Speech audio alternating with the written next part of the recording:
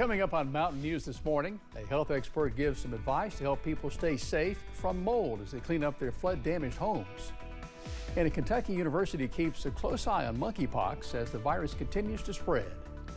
Dedicated to eastern and southern Kentucky, this is WYMT Mountain News This Morning.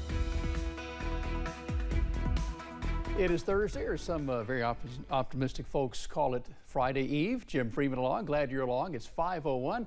Time to check in on some foggy weather with Paige Noel for a look at our first forecast this morning. Hi, Paige. Hi, good morning to everyone out there. Yeah, we're dealing with that kind of patchy to dense fog once again this morning. We've been dealing with it all week, so just be prepared as you're stepping out the door. Hopefully it kind of starts to lift potentially a little bit sooner than it has the past few mornings, but it is pretty thick from Hazard to Prestonsburg to Pikeville to Logan. So in kind of that same area, we've been tracking that fog throughout the past few mornings down into parts of deep southeastern Kentucky as well.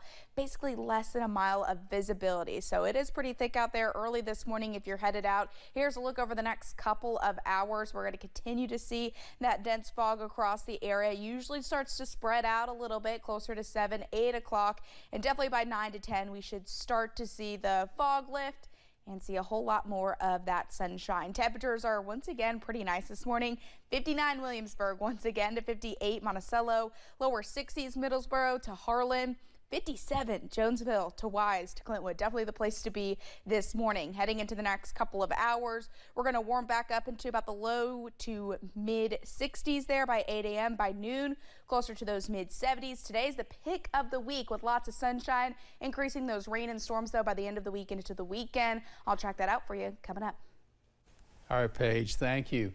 3 weeks after historic flooding devastated many areas across our region, people continue looking for help as they come to terms with the destruction. FEMA is set up in one hard-hit part of Perry County, meeting with people one-on-one to help them get assistance. The federal agency is encouraging people to come to its mobile unit in Perry County to check on their assistance or to apply for the first time. Officials set up at the Home Place Community Center. People can apply for emergency home repairs or temporary housing.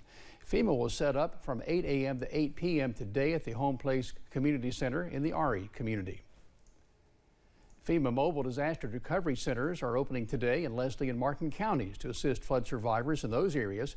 The Leslie County Center will be at the Floodplain Management Building in Hyden, while the Martin location will be at the Martin Business Center in Inez.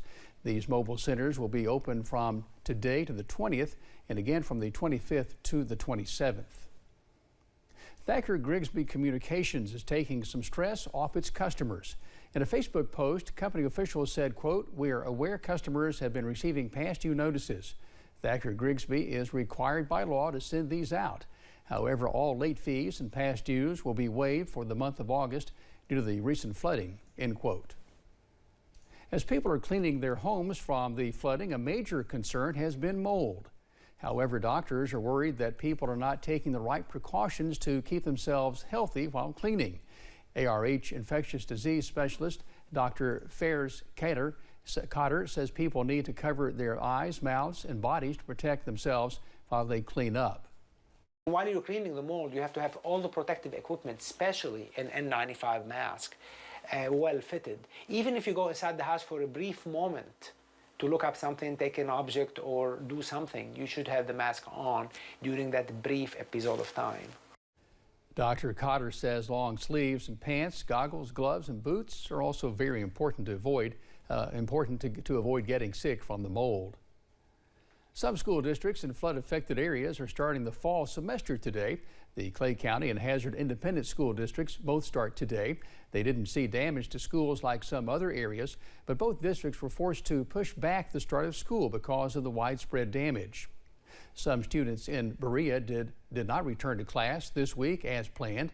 The Independent School District pushed back the start of the semester to Monday because of COVID-19. Several teachers and administrators are sick.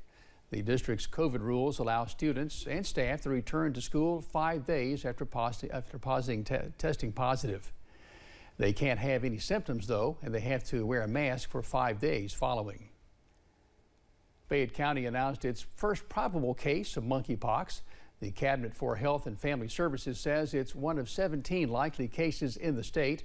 So far, 3 cases have been confirmed in Jefferson County. There are 14 probable cases in several other counties. The University of Kentucky is keeping an eye on monkeypox. In a campus letter, the university's president said the officials are monitoring the virus. He says the risk to the public remains low and is reminding students to avoid close skin-to-skin contact with people who have a rash resembling monkeypox. Avoid contact with objects and materials that an infected person used. Also, wash your hands and use hand sanitizer often. And if you think you've been exposed, isolate from others. The Lake Cumberland District Health Department is offering the monkeypox vaccine. It's also available to certain high-risk people 18 years and older. They only have a limited supply, though. You can call the health department for more information. And thanks for getting your day started with us here on Mountain News this morning. Coming up, a storm out in space may cause nature's greatest light show to be seen a bit farther south. That's on the way next. And we should be dry today, but we are tracking more rain and storms by the weekend. I'll have a look at that weekend forecast coming up.